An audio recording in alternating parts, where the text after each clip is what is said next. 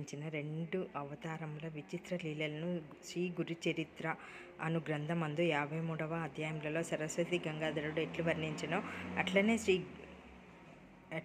శ్రీ గోవింద రఘునాథ్ ఉరఫ్ అన్నా సాహెబ్ దబోల్కర్ హేమడ్ పంత్ అనువారు శ్రీ సాయి లీలలను 53వ అధ్యాయంలో శ్రీ సచ్చరిత్రమను గ్రంథమున వర్ణించి ఉన్నారు. కనుక ఈ శ్రీ సాయి సచ్చరిత్రము ఈనాటి గురుచరిత్ర అని చెప్పవచ్చు. పై చరిత్రలను గూర్చి ఈ దిగువ వివరించిన అంశములు గమనార్హములు.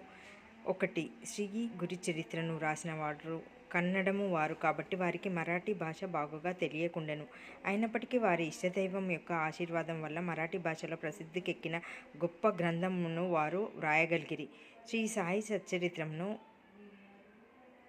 యొక్క గ్రంథకర్త సుప్రసిద్ధ మరాఠీ వారు మహారాష్ట్ర దేశంలోని అనేక యోగుల చరిత్రలను చదివియున్నారు. ప్రసిద్ధి చెందిన ఏకనాథ భాగవతమును వారి నిత్య పారాయణ గ్రంథము. శ్రీ సాయి సచ్చరిత్రమును జాగ్రత్తగా చదివినచో ఏకనాథ భాగవతంలోని పెక్కు విషయములు శ్రీ సాయి చరిత్రంలో పొందుపరచబడి ఉండుట చూడగలుగుదురు. శ్రీ గురుచరిత్ర ముఖ్యంగా కర్మకాండపై ఆధారపడి ఉండుటచే దానిని బోధపరచుటకు బహు కష్టము. దానిని ఆచరణలో పెట్టుట మరింత కష్టము. దత్తాత్రేయుని ముఖ్య శిష్యులు కూడా దానిని ఆచరణలో పెట్టలేకున్నారు. శ్రీ సాయి చరిత్ర విషయము అట్టిది కాదు. అందులో విషయములు తేట తెల్లములు, మిక్కిలి సామాన్యమైనవి. ఇందులో చెప్పిన వానిని అందరూ సులభంగా గ్రహించి ఆచరణలో పెట్టగలరు. శ్రీ గురు చరిత్రలో వర్ణించిన విషయంలో అవి జరిగిపోయిన 100 ఏండ్లకు అంటే 100 సంవత్సరాలకు వ్రాయబడేను. కానీ శ్రీ సచ్చరిత్రంలోని కొన్ని లీలలను రచయిత స్వయంగా చూచెను. శ్రీ సాయిబాబా యొక్క అనుమతి పొంది వారి ఆశీర్వాదంతో ఈ గ్రంథమును ప్రారంభించెను. వారి ఆజ్ఞానుసారం అక్కడక్కడ ముఖ్య విషయములు లీలలు టూకీగా వ్రాసి ఎంచుకొనెను. 1918 సంవత్సరంలో శ్రీ సాయిబాబా సమాధి చెందిన తర్వాత శ్రీ సాయి లీలలు మాసపత్రికలో శ్రీ సాయి సచ్చరిత్రమును కొంచెం కొంచెంగా ప్రకటించాను. శ్రీ సాయి సచ్చరిత్ర ఈ విధంగా 1923 నుండి 1929 వరకు శ్రీ సాయి లీలలలో ధారావాహికంగా ప్రచురించబడెను.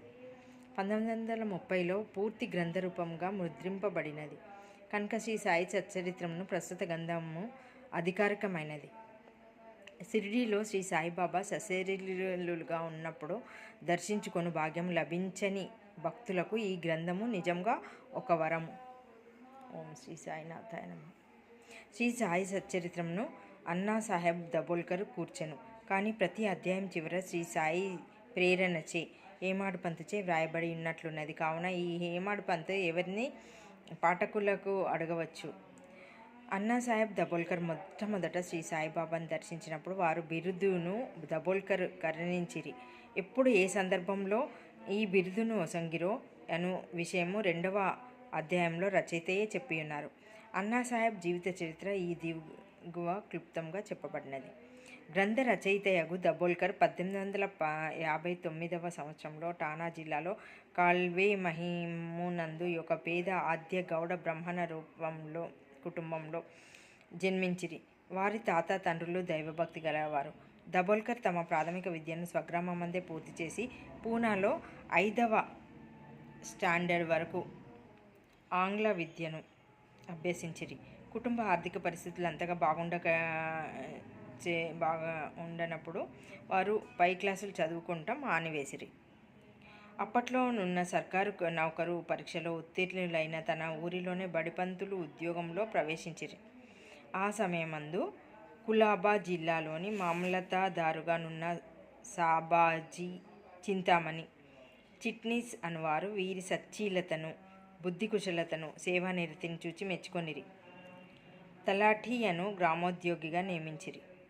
తర్వాత ఇంగ్లీషు గుమాస్తాగా వేసిరి. పిమ్మట మామలతాదారు కచేరీలో హేమాడ్ పంత్ను హెడ్ గుమాస్తాగా నియమించిరి. కొంతకాలము జరిగిన పిమ్మట అటవీ శాఖలో ఉద్యోగిగా నుంచిరి. కొన్నాళ్లకు కరువు సంబంధపు పనులందు ప్రత్యేక ఉద్యోగిగా గుజరాత్లోని బ్రోచ్లో నియమితులైరి. ఆయా ఉద్యోగములలో తన బాధ్యతలను అత్యంత సమర్థవంతంగా నెరవేర్చుట వలన 1901వ సంవత్సరంలో ఠానా జిల్లాలో సహాపూర్లో మమలతాదార్గా నియమింపబడిరి. 1903 సంవత్సరంలో ఫస్ట్ క్లాస్ రెసిడెంట్ మెజిస్ట్రేట్గా బాంద్రాలో నియమించబడిరి. వారచట 1907 వరకు ఉద్యోగం చేసిరి. ఆయన తర్వాత ముర్బాడ్, ఆనంద్, బోర్సాదులలో పనిచేసి 1910 సంవత్సరంలో తిరిగి బాంద్రాలోని రెసిడెంట్ మెజిస్ట్రేట్గా నియమితులైరి. ఈ సంవత్సరమందే వారికి షిర్డీకి పోయి శ్రీ సాయి సందర్శనం చేయు భాగ్యం కలిగను. 1916 సంవత్సరంలో వారు ఉద్యోగ విరమణ చేసి పిమ్మట కొన్ని నెలల వరకు తాత్కాలిక ఉద్యోగిగా పనిచేసిరి. అదియును విరమించిన తర్వాత సాయిబాబా మహాసమాధి చెందు వరకు శ్రీ సాయి సేవలో పూర్తిగా నిమగ్నులైరి. బాబా మహాసమాధి పిమ్మట శ్రీ సాయిబాబా సంస్థానమును 1929 సంవత్సరంలో తాను మరణించే వరకును ఎంతో చాకచక్యంగా నడిపిరి. వారికి భార్య, ఒక కుమారుడు, 5 కుమార్తెలు ఉండిరి. బిడ్డలకు తగిన సంబంధములు దొరికినవి. అందరూ క్షేమంగా ఉన్నారు. ఈ సాయి చరిత్రమును నేను ఈరోజు చదువుట ప్రారంభించినాను. సాయి చరిత్ర అనే గ్రంథంలో నుండి నేను ఒక్కొక్క పేజీ చదివి వినిపించుటకు నిర్ణయించుకున్నాను. సాయి చరిత్ర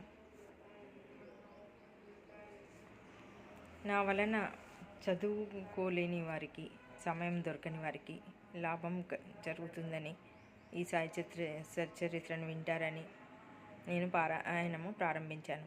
ధన్యవాదాలు.